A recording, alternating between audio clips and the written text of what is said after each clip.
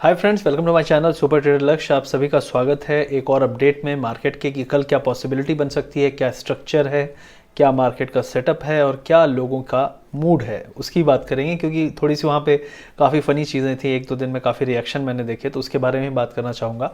तो सबसे पहली चीज़ यहाँ पे ये है कि मार्केट ओवरऑल किस चीज़ पे चल रहा है करंटली। सेंटिमेंट सबसे ज़्यादा हमारे देश में किस चीज़ का है कि कोविड बहुत तेज़ी से बढ़ रहा है।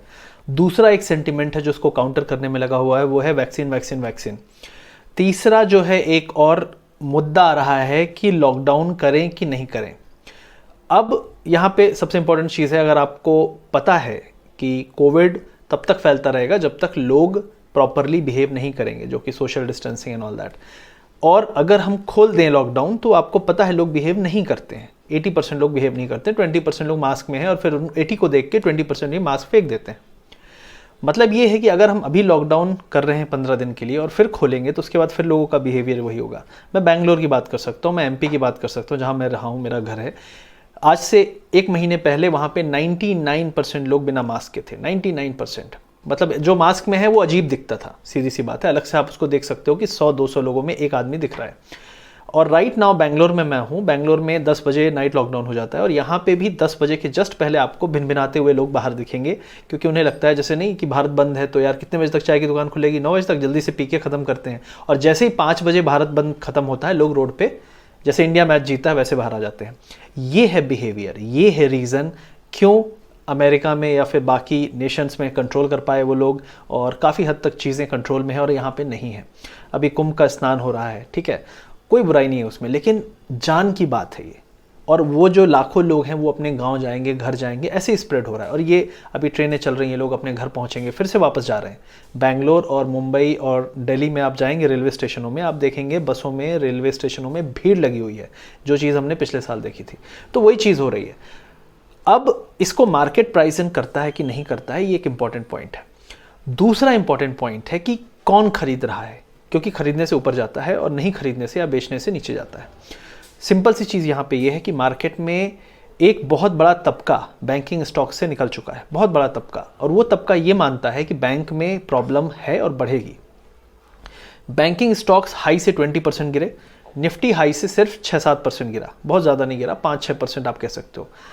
अब 5% के करेक्शन के बाद दोबारा से लोग बाइंग कर रहे हैं। क्यों? क्योंकि पिछले 6 महीने नहीं 8 महीने से जो एक बिहेवियर है बाइंग का, वो ये है कि थोड़ा सा गिरे खरीद लो, थोड़ा सा गिरे खरीद लो। मैं मार्केट में 2007 दिसंबर में आया था, ठीक है। मेरी उम्र बहुत कम थी, मेरे अंदर मैच्योरिटी नहीं थी। मैं यही सोचता था कि मार्केट गिरते क्यों है, उनको तो सिर्फ ऊपर जाना चाहिए। 2012 तक में मैं सत्यम का एक स्टॉक में ट्रेडिंग चलती रहती थी 11-12 तक, और उसके बाद तो फिर मिल गया था। लेकिन जब तक थी तो मुझे लगता था गिरता क्यों है, ये ऊपर क्यों नहीं जाता। मैं हमेशा उसको बाय करता था, हमेशा। और सत्यम हमेशा कोई ना कोई न्यूज़ आता था, धोखा देता था, फिर नीचे जाता था। इसी तरीके से HDIL और बहुत सारे स्टॉक्स थे जो बहुत बड़े स्टॉक उस टाइम हुआ करते थे। DLF बहुत बड़ा स्टॉक था, इसमें हम लोगों ने काफ़ी ट्रेड किया। यूनिटेक में किया। यूनिटेक आज के समय में कंपनी का पता नहीं है, एक टाइम पे 500 रुपये का स्टॉक था, हमने इसको 100, 150, 200 के आसपास ट्रेड किया है। मेरा सिंपल कहना यह है कि स्टॉक मार्केट क्या बिना अर्निंग के, बिना इकोनॉमी में स्ट्रेंथ हुए यहाँ पे रह सकता है? सबसे बड़ा सवाल है और बहुत इंपॉर्टेंट सवाल है। अब यहाँ पे एक दूसरा पॉइंट है कि क्या इकोनॉमी इस तरीके से सर्वाइव कर सकती है जब अर्निंग्स कंपनी की नहीं बढ़ पाएगी? अगर आपको पता है, इन्फोसिस का रिजल्ट आया है, इन्फोसिस का रिजल्ट आया है, बहुत सारे लोग इसमें कॉल लेके गए होंगे कल। वो सिर्फ एक दुआ कर रहे हैं कि भाई ऊपर जाए, ऊपर जाए, कुछ भी हो जाए, ऊपर जाए, रिजल्ट अच्छे हैं। और रिजल्ट अभी भी वो अच्छा पढ़ रहे होंगे। आपके लिए एक ब्रेकिंग न्यूज़ है, यूएस में इन्फोसिस ADR में ट्रेड होता है। राइट नाउ इन्फोसिस का जो स्टॉक है, मैं आपको लाइव बता देता हूँ, 5.5% डाउन है।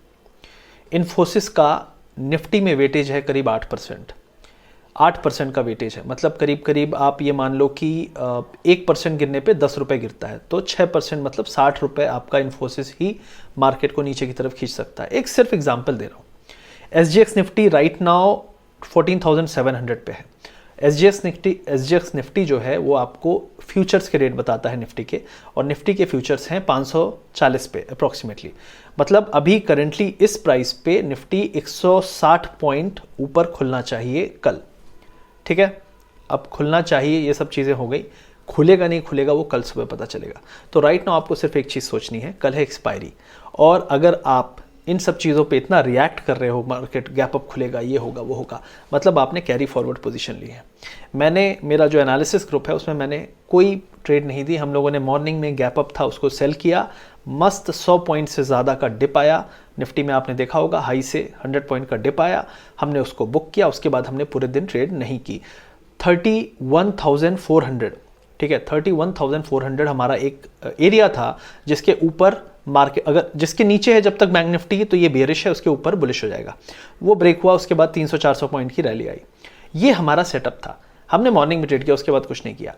अब कैरी फॉरवर्ड भी नहीं किया। क्यों नहीं किया? क्योंकि हमें नहीं पता कि क्या होने वाला है, कल परसों में क्या केसेस बढ़ेंगे घटेंगे, क्या होगा।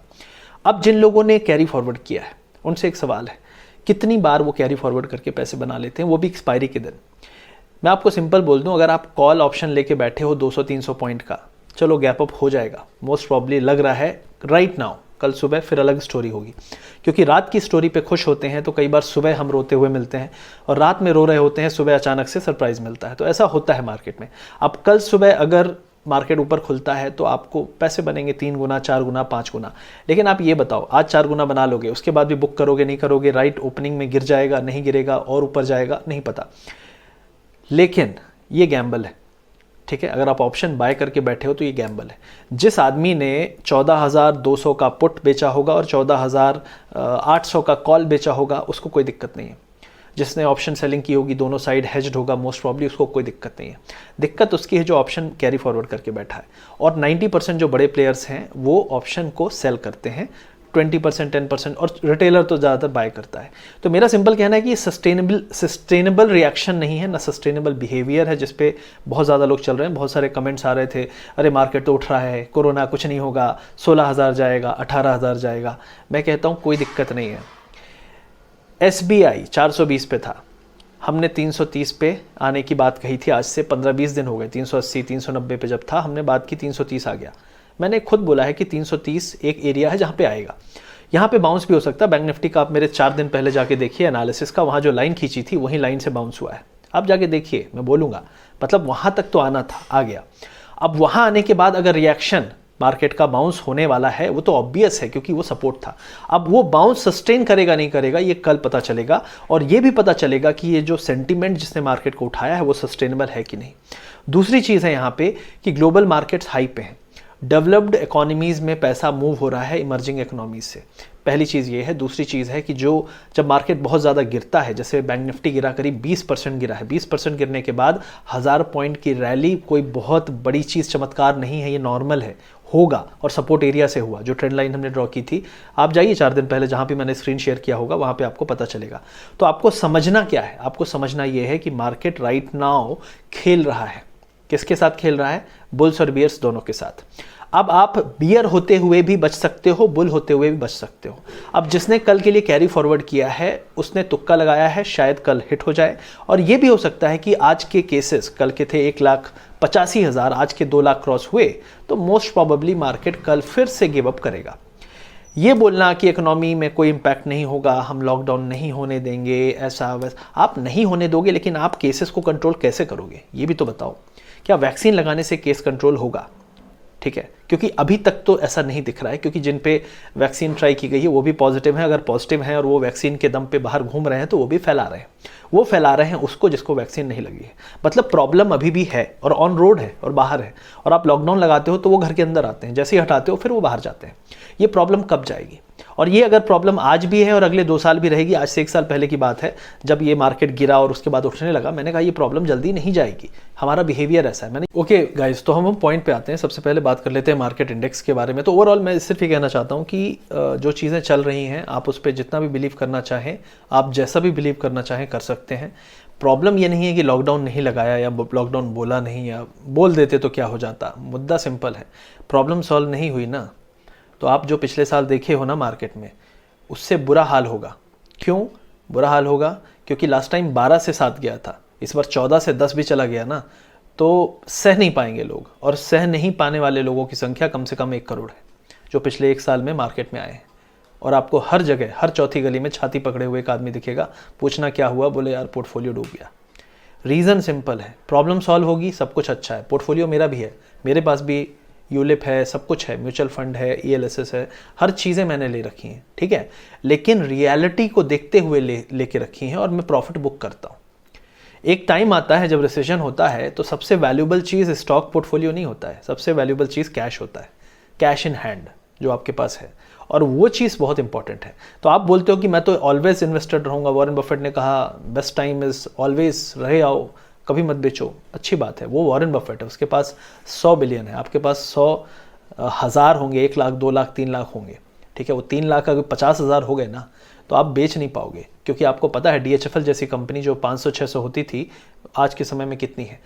इंडिया बुल्स हाउसिंग फाइनेंस 1200 की कंपनी थी, आज कितनी है, ठीक है। बहुत सारी कंपनीज़ हैं जहाँ पे आप बहुत एक्साइटेड थे, लोग बहुत एक्साइटेड थे, आज उनका आता पता नहीं है।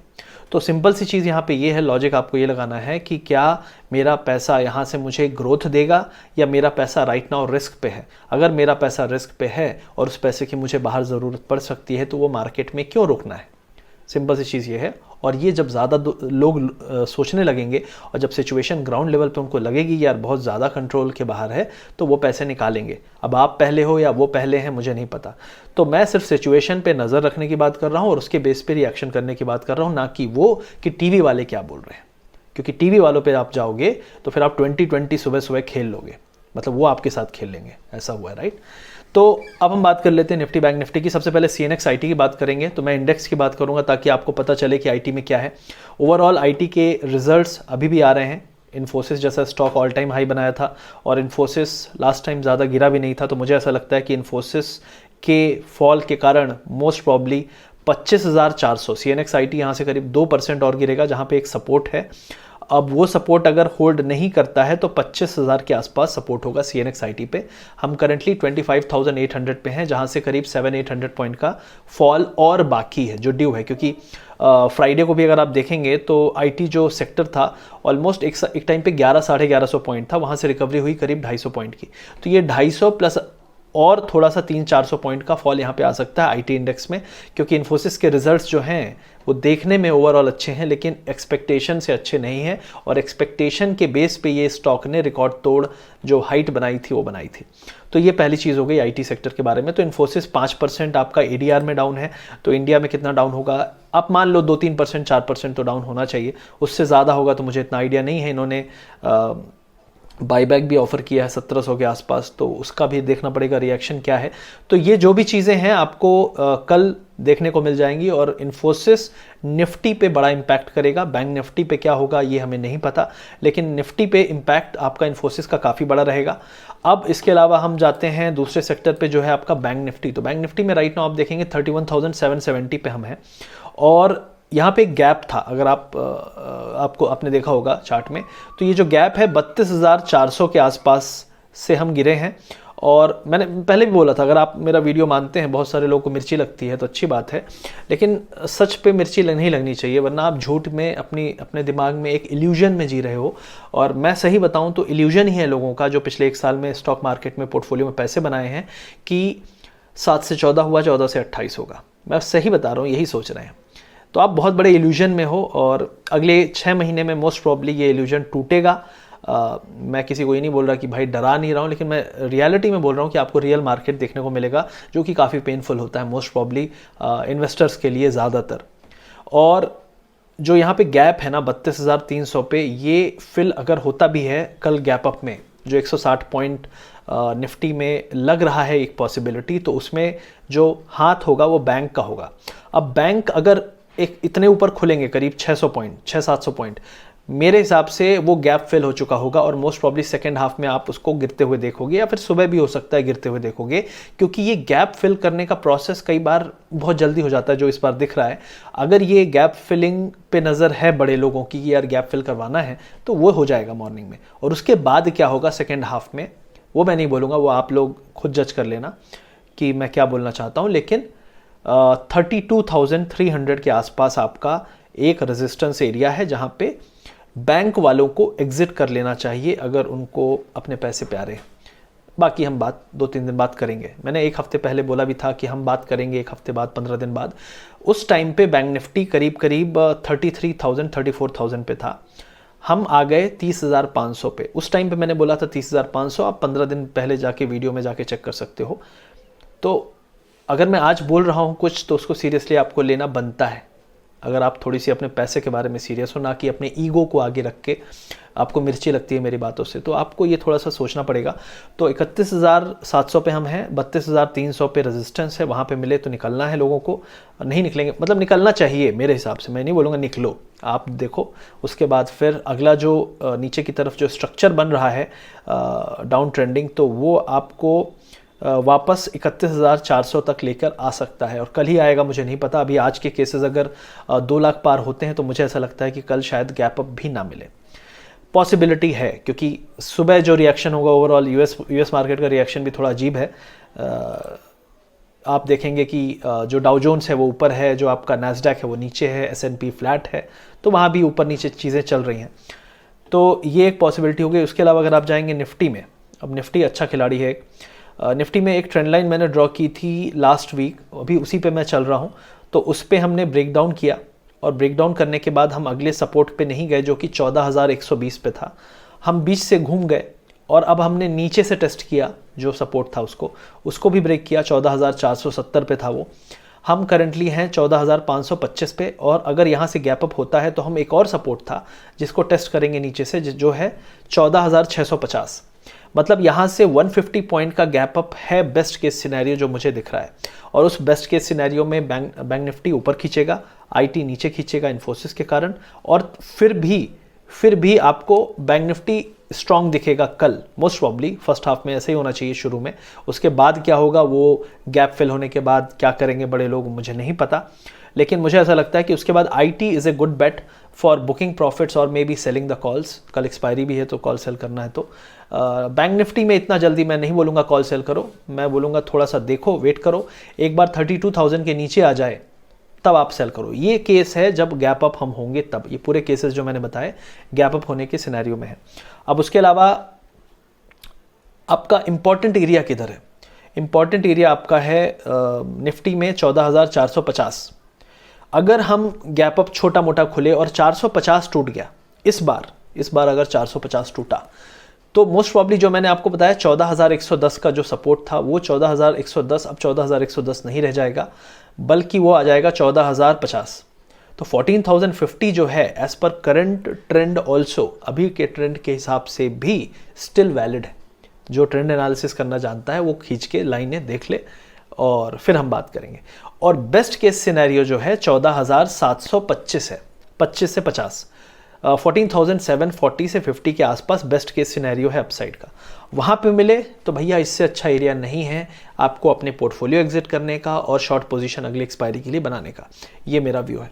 अब उसके अलावा स्टॉक्स हैं बहुत सारे, तो स्टॉक्स में तो HDFC 2530 2530 पे इसका इमीडिएट रेजिस्टेंस है। अभी तक तो पूरा रिस्पेक्ट कर रहा है ट्रेंड लाइन को, मुझे लगता है कल भी करेगा। तो कल HDFC शायद बहुत बड़ा गेनर ना होकर छोटे मोटे 15-20 पॉइंट का एक गैप अप दे के हो सकता है स्लाइड हो, एक ये पॉसिबिलिटी है। पापा वाला बैंक SBI जो है वो राइट नाउ जिस एरिया में है 340 के आसपास, अगर ये वापस से 335 को तोड़ा नीचे की तरफ तो फिर इसमें मुसीबत आ जाएगी और फिर ये 310 जा रहा है जो हमारा पुराना वाला टारगेट था। यहाँ भी एक गैप है 348 तक का, तो मुझे लगता है वो गैप अप में फिल कर सकता है। अगर वो फिल हो जाए तो फिर आपको गैप फिल होने के बाद क्या करना चाहिए मैंने पहले ही बताया है, आप एक्शन ले सकते हो। मैं नहीं कहूँगा आप क्या करो, क्योंकि बहुत सारे लोग बोलते हैं यार तुमने बोला था। देखो मैंने बोला था तो मेरा काम है एनालिसिस करके आपको बताना। मैंने माँ कसम खा के नहीं बोला था आप ये करो, आपको जो लगता है वो करो, मेरा काम है एनालिसिस करना। अगर आपके यहाँ पे खाली है तो आप जो करो मैं बोलता हूँ, लेकिन अगर थोड़ा भी है ना, जो कि होना चाहिए अगर आप ट्रेड कर रहे हो, तो आपको उसको ज़्यादा यूज़ करना है, मेरी बातों पे कम विश्वास करना है। मेरी बातें एक सपोर्ट फंक्शन होना चाहिए, ना कि मेन फंक्शन। ठीक है, ये इंपॉर्टेंट पॉइंट है आपको यहाँ पे। उसके अलावा बैंकिंग में ओवरऑल गैप अप का जो सेम है स्ट्रक्चर सभी में वही है। आपका एक्सिस बैंक का गैप जो है 670 के आसपास है जहाँ फिल हो जाएगा। ICICI बैंक का जो गैप है वो फिल हो चुका है, लेकिन फिर भी हो सकता है थोड़ा इसमें बुलिशनेस हो। जो गैप बचा हुआ है शायद HDFC बैंक में बचा हुआ है, तो HDFC बैंक का गैप 1420 1425 के आसपास फिल होगा, हो सकता है वहाँ पे वो फिल कर लेगा मोस्ट प्रॉब्ली। और उसके अलावा जो आपको एक और नज़र रखनी है वो है फाइनेंशियल स्टॉक, क्योंकि देखिए केसेस बढ़ रहे हैं, सिचुएशन ख़राब हो रही है। मैं अपने व्लॉगिंग चैनल पे सोचा क्या बनाऊँ। फिर मैंने सोचा यार public reaction and public videos ज़्यादा बेटर हैं, जो मुझे ईजिली हो भी जाते हैं और मैं अपने थॉट शेयर कर सकता हूँ वहाँ पे freely, not related to market but about the general things of जो मेरे थॉट्स हैं। तो उसमें मैंने सोचा कि मैं पूछूं, तो मैंने कहा कि चलो आज ऐसे ही पूछ लेते हैं वीडियो ना बनाते हुए। कितने सारे दुकान वाले क्लोज करने को सोच रहे हैं, सिर्फ उल्टी गिनती गिन रहे हैं अगले 1 महीने में। और ये है सिचुएशन जब ऑलरेडी मैं जिस एरिया में रहता हूँ साउथ बेंगलोर है, साउथ बेंगलोर अगर आपको पता है, ऑलमोस्ट 30% दुकानें बंद हो चुकी हैं। जो बची हुई 70% है उनमें से करीब 30% सिर्फ उल्टी गिनती गिन रही है। आजकल ओनर किराया कम करने को तैयार नहीं है और दुकान वाले के पास सेल नहीं है। एम्प्लॉय बोल रहे हैं मैं भी घर भाग रहा हूँ क्योंकि सब भाग रहे हैं। अगर ये हालत है देश के बिजनेसेस की और वैक्सीन में 10 करोड़ लोग को हुआ है, 120 करोड़ बाकी हैं, और जो वैक्सीन कहते हैं कि जब तक में पूरी लोगों को पहुंचने के लिए भी जो प्रोडक्शन चाहिए, ठीक ठाक प्रोडक्शन भी 3 महीने लगेंगे। जून तक में इतनी वैक्सीन हो पाएगी कि हम शायद 50, 60, 70 करोड़ लोगों को कर पाएँ। 3 महीने बाद, 3 महीने तक में क्या हालत होगी जब दिल्ली में 80% बेड्स फुल हो चुके हैं। आईसीयू के फुल हो गए हैं, मतलब अगर और सिचुएशन क्रिटिकल हुई तो वो लोग कहाँ जाएंगे। ये दिल्ली की सिचुएशन है। सेम सिचुएशन महाराष्ट्र में है, आपकी बेंगलोर कर्नाटका में है, एमपी में तो हेल्थ इंफ्रास्ट्रक्चर ऑलरेडी चरमराया हुआ है, तो वहाँ पे क्या हाल होगा मुझे नहीं पता। तो ये सिचुएशन में सिंपल एक क्वेश्चन है, मार्केट किधर जाएगा? और आपको लगता है ऊपर जाएगा तो आप पूरा जितना पैसा रखा है लगा दो। और आपको अगर तनिक भी डाउट है, ठीक है, छोटा सा भी डाउट है, तो आप सोचो और फिर उस हिसाब से डिसीजन लो। सिर्फ ये कहता हूँ, बाकी आपका पैसा है, ना आपके कमाने से मेरे को कुछ मिल जाता है, ना आपके लॉस से मेरे को कुछ मतलब है। मैं आपको सिर्फ आपके लिए बेस्ट सलाह देना चाहता हूँ। बाकी तो आपका है, आप प्रॉफिट भी आप कमाते हो तो मेरे को कोई दे नहीं देते हो, ना आपका लॉस होता है तो मैं चाहता हूँ कि आप आके मुझे ताने मारो या कुछ बोलो। सिंपल सी चीज़ है, मैं यहाँ पे एक न्यूट्रल पोजीशन के साथ आपको बताने वाला हूँ जो रियलिटी है। और मुझे पता है रियलिटी लोगों को चुभती है क्योंकि उनके करोड़ों फंसे हुए हैं। दोस्तों को भी एडवाइस दे रखी है, भाई इन्फोसिस ले ले 2000 जाएगा। अब वो गिरेगा तो उस भाई को गाली तो पड़ेगी, तो उसे लगता है मैं ही गिरा रहा हूँ, जबकि मैं तो सिर्फ आगाह कर रहा हूँ। तो ये सिचुएशन है। अब समझ में आया आपको क्यों यहाँ पे लोग डिसलाइक वाले मिलेंगे? तो ये सिचुएशन है। आई होप ये गाइस, थोड़ा वीडियो लंबा हो गया, मैंने कोशिश की रात में बनाने के लिए, थोड़ा लंबा हो गया है, लेकिन मैं इसको अभी पोस्ट करता हूँ और आई होप आपको अच्छा लगेगा। लाइक शेयर सब्सक्राइब ज़रूर करिएगा, और चैनल पर नए हैं तो चैनल को सब्सक्राइब करिए और वीडियो को ज़्यादा से ज़्यादा लोगों तक पहुँचाइए। मिलते हैं अगले वीडियो में। Thank you very much.